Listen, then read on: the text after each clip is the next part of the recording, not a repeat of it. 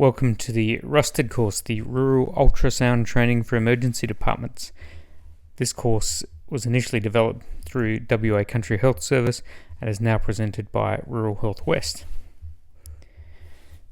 The course is designed to be an introduction to clinician-performed ultrasound and has been written by myself, Dr. Casey Parker.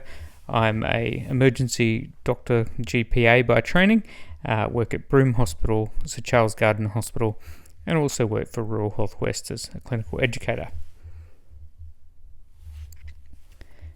Throughout the course, we're going to look at all these different modalities, so there's lots of material to get through. We'll be doing this course in a weekly tutorial fashion. Each week there is a pre-recorded video which you can access through the YouTube channel and preview the learning material for the coming week, and then on the actual day we will go through a Q&A session, look at some images, and you can ask questions and learn together with your colleagues as we go through the whole curriculum over about 2 to 3 months. Then at the end of the course there is a 3-day hands-on workshop which is really fun. We'll come together and learn together, and there will be an assessment at the end of that which you'll be expected to sit and hopefully pass in order to get ticked off as a credentialed ultrasonographer. Okay, I'm going to start with some really basics. This module's the introductory material, and we're going to talk first about workflow. This is really simple and it's something that should be second nature, but what you need to do is when you're using bedside ultrasound, you need to have a workflow. You need to do it the same every time you go to the bedside, so you get into the good habits of entering patient data and making sure that you get good quality images. So the first thing you should do is enter your patient's information on this screen, which is the PX system, which some of the EDs have. You can push the green button and then enter the patient's name, their date of birth, and their unit record number. You should always have 3 unique identifiers when entering patient data into a machine. Ideally, you should also enter your name as the scanning doctor so that you can go back and find those records later on, and it's then clear who's actually performed the scan. The machine will automatically put a timestamp on it for you. The next thing to think about is getting the patient in the optimal position. Many of the scans we just can do with the patient laying on a stretcher or a bed. They can lay on their back, but it is quite useful to have the patient move for some scans. So in the upright position for looking for lung pathology, in a bit of a tilt position if you're looking at the lower limbs, it can be really useful to roll patients onto their left lateral decubitus position to find gallbladder pathology. So there's getting used to positioning patients, asking them to take a deep breath and hold their breath is really useful. And particularly for procedural ultrasound, which we will cover in a later chapter, it's really important to have the ergonomics set up correctly so that you can do procedures safely. The next thing you're going to do is select the probe. Now this is also pretty straightforward. Making sure you know which probe is correct for that particular examination is useful, and sometimes you need to switch between probes depending on what you find when you get in there. The common probes we'll be using will be the curvilinear or abdominal probe. We will be using the linear probe for many superficial structures, but we'll also be using the phased array or echo probe at times as well. Now once you've selected the probe, most of the point of care machines will ask you to select a preset, and this is really, really important. These machines are very clever and they do not require you to put in a lot of manual instructions such as working out the focus or the right gain or the right sort of labeling setup. If you put the right preset in and select it before you start the exam, the machine will work all that out for you. So putting the correct preset in, say for example if you're doing first trimester scan, selecting the curvilinear probe and then hitting obstetrics, a lot of the information will be already put into the computer for you, so you don't have to think about it too hard. The last P in this list that I like to encourage before you start scanning patients is having a proposition, having a question that you're trying to answer. As point of care providers, we're not doing comprehensive 40-minute ultrasounds, looking at all the different organs in the abdomen, for example. We're not measuring things in infinite detail. What we're doing is trying to answer clinical questions which can help us move forward with the patient's journey through the emergency department. So have a question in mind before you start scanning. You may find things that you didn't expect, but it is important to answer the questions that you think are actually relevant, and so you can move ahead and not spend too much time or get confused when you see things that don't make sense. Okay, there's a lot of information there. I'm going to move on.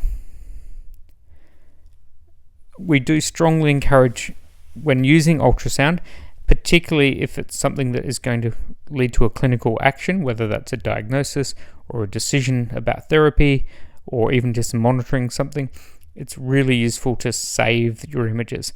And as a medico-legal standard, we should be saving our images and in our written notes, making sure that we've made reference to the images and what decisions were taken as a result of the images. To do this as part of your workflow, once you have your images on the screen, you should put a label on it first. So if you're imaging a gallbladder, label it as gallbladder. If it's the left leg, make sure it's documented as left leg when you're looking at something.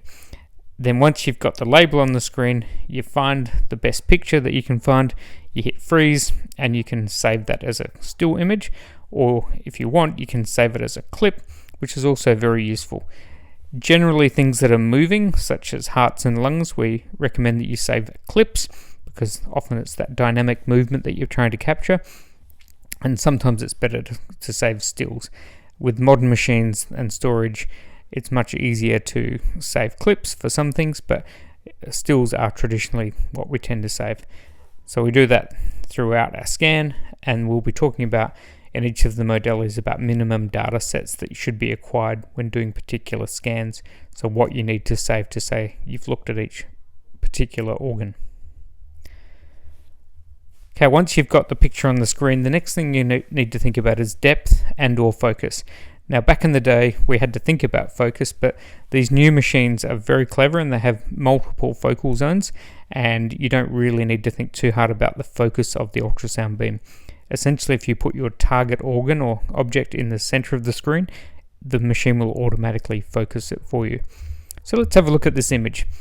This is an image looking for a AAA in an abdomen, and you can see that the aorta is right up at the top of the screen there. The vertebrae is in the middle, and there's about 5 or 6 centimeters of wasted space at the back of the screen. So this is okay. You can start with this.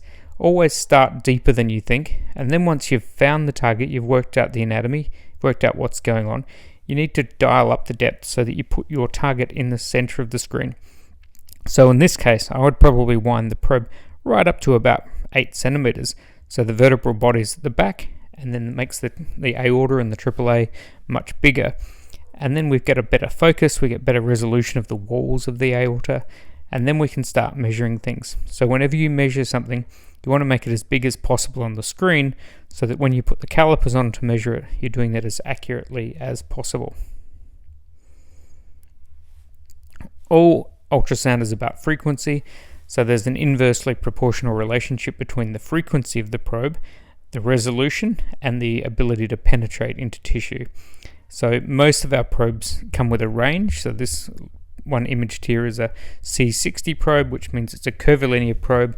It has a 60 millimeter or 6 centimeter array of crystals across the face there, and written on the probe you can see 5 to 2 megahertz. So the highest frequency this probe can go to is 5, and the lowest is 2 megahertz, which puts it sort of in the middle of the range for ultrasounds. And when you toggle between the penetration and res modes on most of the Sonosite machines, what you're doing is telling the machine to move to a highest end of its natural frequency or to the lower end of the frequency that it's able to generate. And that depends on what you're trying to do.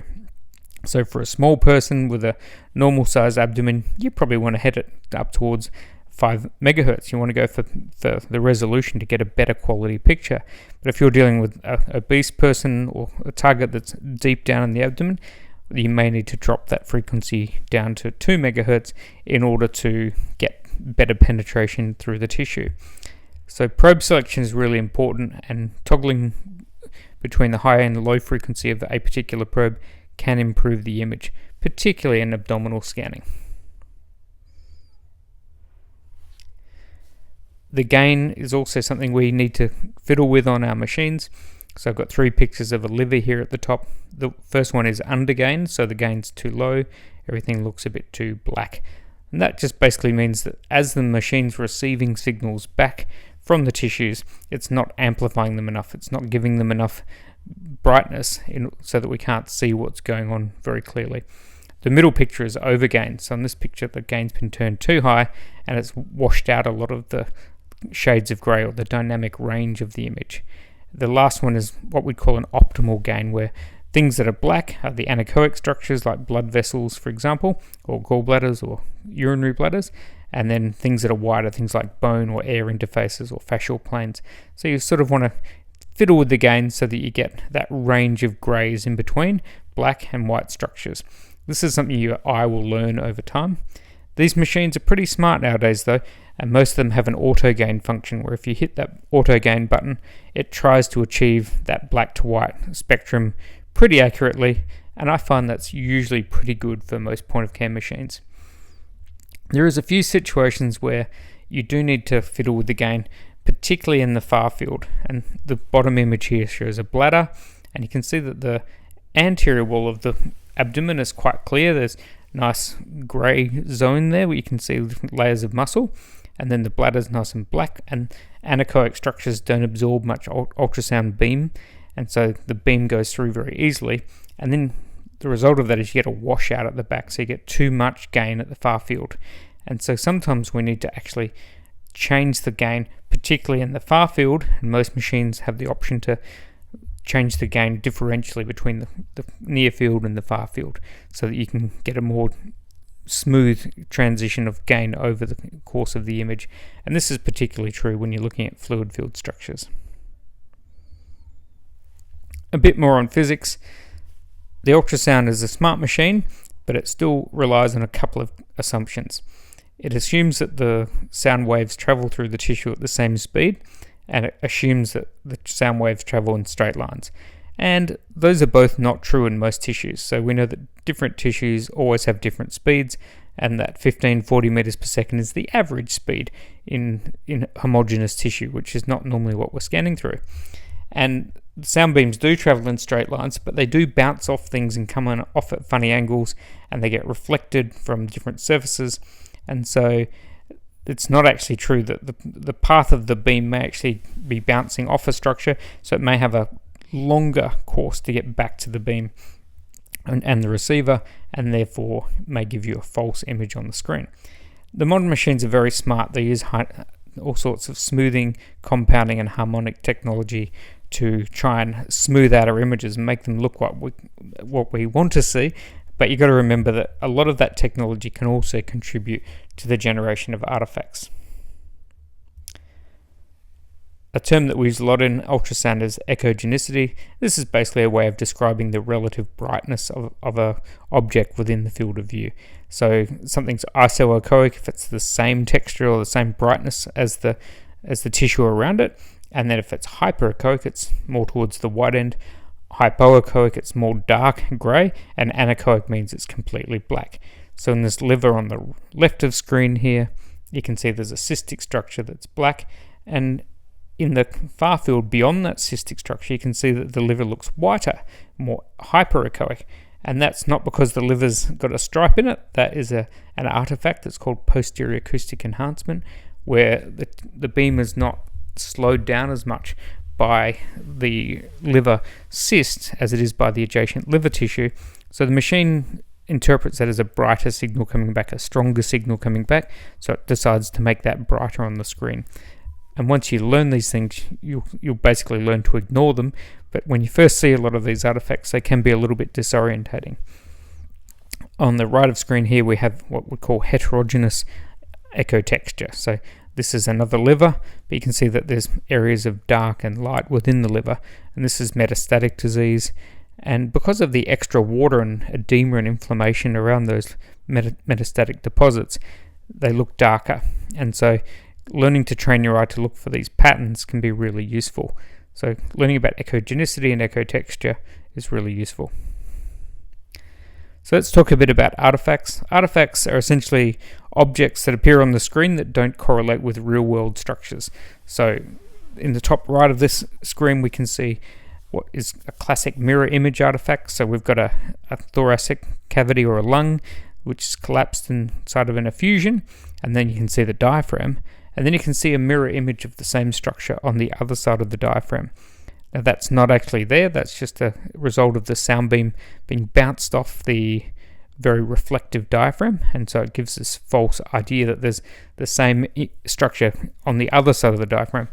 And that can be quite confusing when you first see it. Often you see two hearts, for example, if there's a strong reflection off of the pericardium.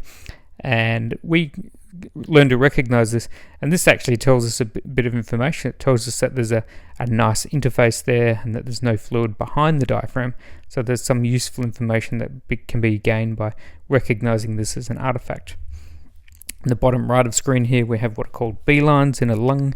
So these are vertical lines that come off of the pleural interface, and these are quite useful for looking for diseases such as pneumonia, acute pulmonary edema, or other interstitial lung diseases. We know that the lines don't actually exist in reality. They're not actually radiating into the chest, but we can use these and look for patterns of B-lines to make some diagnoses. And sometimes they can be really, really useful. So in the picture here with the liver on the bottom left of screen, the yellow arrows are pointing at what's a classic ring down artifact. So this is a gas bubble that may be in the stomach, or potentially free gas within the abdomen can give this as well. So we recognize this as a ring down artifact coming off some gas which is sitting in the abdomen somewhere. And this can be really useful for detecting pathology at times. Shadows are also a form of artifact. So number one is a shadow that's sitting behind a gallstone. So this is the classic appearance of a gallstone, a hyperechoic mobile structure within the gallbladder, and it's got a hard shadow behind it. So you can't see anything in the shadow of that gallstone because it absorbs and reflects all of the ultrasound energy that hits the front surface of the gallstone. So that's one of the ways we identify gallstones, is by recognizing the hard shadow behind them. So that's pretty straightforward. However, if you look at the gallbladder on the other side, number 2, this also looks like a shadow that's originating within the gallbladder. And this is what's called an edge shadow artifact. And what's happening here is that the sound is bending as it goes around that nice spherical wall of the gallbladder. And so you get this artificial black line generated off the edge of a circular structure. So you see this in gallbladders, bladders. You can even see it off testicles. So you see this black line that's not really there. Once you've gotten used to this, you'll learn to ignore it, and you can change it by changing the angle of the beam and the angle of the isonation, and it moves as you do that. So it's not a real thing, but that is commonly mistaken for a gallstone or a shadow behind a gallstone. Number 3 is another form of shadow. So this is gas that's within the stomach of this patient next to the gallbladder. And you can see this, what we call dirty gas shadowing. So it's sort of a heterogeneous, sort of grey, murky appearance, and that's very typical of gas within the abdomen or other structures. And recognizing that can sometimes help us identify important pathology, where gas is where it should not be, for example. Now, reverberation artifacts, these are essentially the result of sound that's bouncing back and forth between reflective objects and the actual probe itself. So we use, in lung pathology, we use A-lines, which are actually a normal appearance of lung. So the pleura is a nice reflector, and you see these repeated lines at the same depth, which are called A-lines. And these are normal for lung. They're not actually in the lung, but this is what the ultrasound sees when it looks at a nice pleural interface. It puts these A-lines on the screen. So if you see A-lines, you know that that's a normal appearing piece of lung, for example. You can also see reverberation around foreign bodies or needles, things like Mirena coils inside of a uterus. And when we're using needles in the long axis, you can see reverberation artifacts coming off the back of the needle when you've got it hit the beam perfectly perpendicular. And you can see how even just turning the bevel needle up or down can change the shape of these reverberations, as that's really useful when guiding needles, so you know that you're right on the right line. Okay, let's have a little chat about different modes of ultrasound. So the traditional basic 2D mode is called B mode, which stands for brightness. So the top right of screen here, we have a picture of a carotid artery with the bifurcation, and this is the usual 256 shades of grey, and this is what we're all used to seeing. So that's called B mode. That's the most basic mode, where you're taking a two-dimensional slice through whatever structure that you're looking at, and you get that range of greys with the various interfaces between the different tissues. And that's sort of intuitive, and that's what we're all used to seeing. The next mode is called M mode, and this is commonly used when we do looking at things like hearts, for example in echocardiography, or when we're measuring fetal heart rates, we use M mode. And this is a way of looking at motion over time.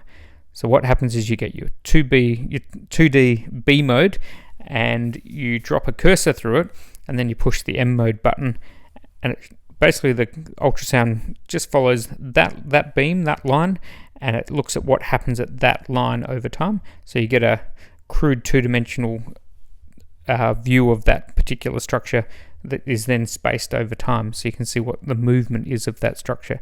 This is good for looking at hearts, for example.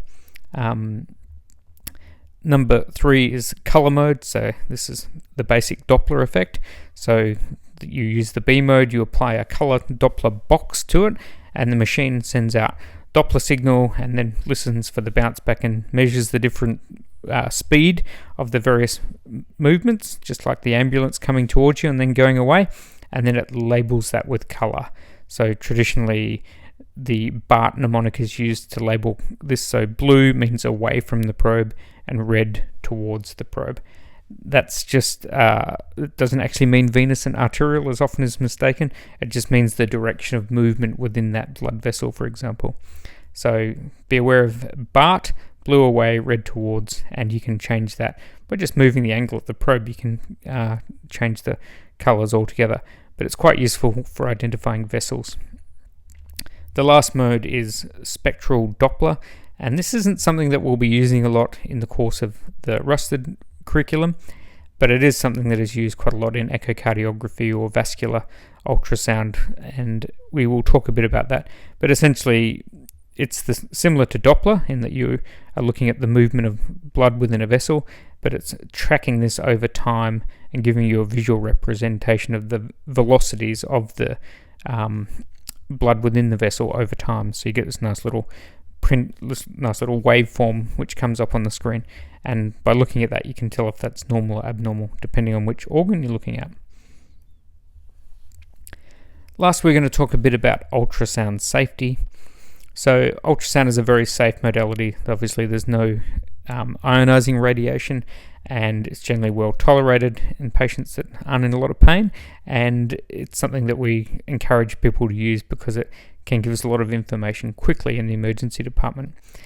There's never ever been proven any harmful effects of ultrasound in the medical context. However, there is a theoretical risk that ultrasound can cause both mechanical and thermal injury to patients. Now, this is actually represented on the screen. You probably have been ignoring this for your whole career, but the thing called the MI is the mechanical index and the TI is the thermal index. The mechanical index is a measure of how much the sound wave and the pressure effects are causing distortion of the tissue and can actually cause cavitation at high power. And the thermal index is a measure of how much the ultrasound energy is warming the tissue. So both of these are represented on the screen. This is not something you need to spend too much time thinking about because these machines are designed to be safe and only put out enough power to fall within a safe range. We still follow what's called the ALARA principle, as we do for all things in imaging radiology, which stands for as little as reasonably allowable. So we try and give the least amount of energy to the patient as is allowable to achieve what we're trying to do. But you must remember that when you're doing ultrasound in the emergency department, the benefits are huge and the potential risk is really very minimal and theoretical. So don't worry about it too much, but there are a few things that you need to think about.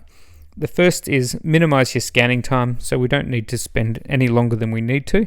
So if you're putting the probe over a fetus, for example, take the pictures, take the measurements, and when you're not needing to have the probe against the patient, just lift it off the patient and then you're no longer imparting any energy. So that's the safest way of managing the energy delivered over time. Using the appropriate presets. So for example, if you do an eyeball or you're doing a fetal scan, if you choose the right preset, obstetrics early in this case, then the machine deliberately decreases the power to make it safer for the patient and for the fetus. So use the preset that is supposed to be used for that organ, and try to avoid active modes where they're not necessary. So we tend not to use things like color flow or continuous wave Doppler when we're measuring fetuses, because those can impart more energy over a smaller area. So we tend to avoid those because they're not really necessary. We're going to use them in certain indications, and those are usually done in the MIT department, not as a point of care measurement. Alright, so that about covers the introduction to the course, some bit of physics, a bit of ultrasound safety. If you want to know more, there are some references to some longer videos with more in-depth detail in the course book. Alright, look forward to seeing you soon, and looking forward to our catch up at the end of this course. See you later.